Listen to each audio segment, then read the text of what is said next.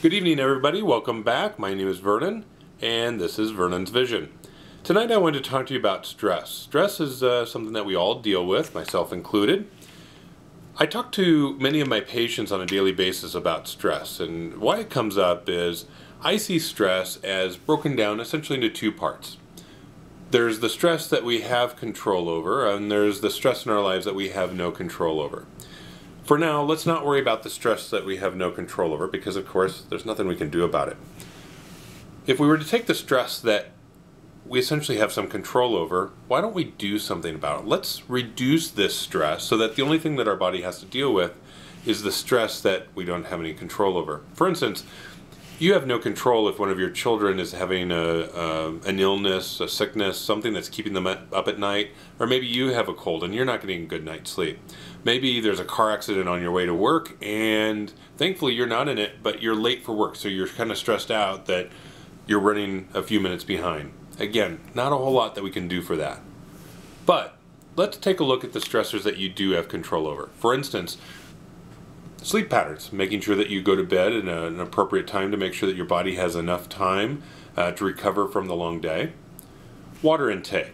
The last thing any of us want is for our body to be not hydrated enough. So there's really no reason to put our body under the stress of not having enough water intake. So let's not worry about that because we're going to take care of that.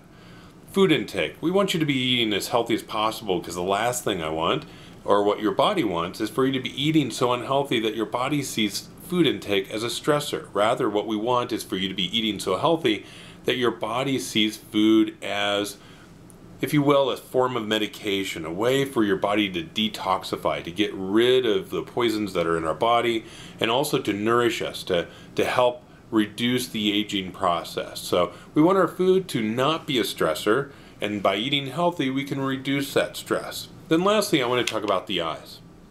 I see so many individuals every day, multiple times, that I think there's a strong relationship between their end of the day fatigue or lack of energy as it relates to the eyes. How does that happen? There's many individuals that, although they can see pretty good, when they look far away or up close, their eyes have to work really hard in order to see.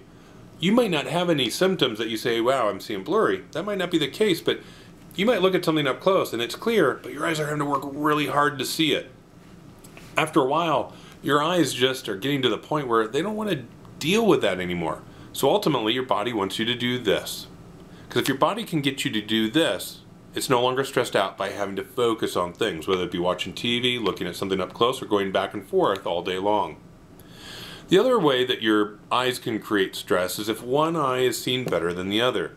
And I see it all day long. Individuals that, whether they be wearing their glasses or contacts, and one eye with the glasses or contacts is seen better than the other, or maybe they don't wear glasses. They need glasses, but they're not wearing their glasses or contacts.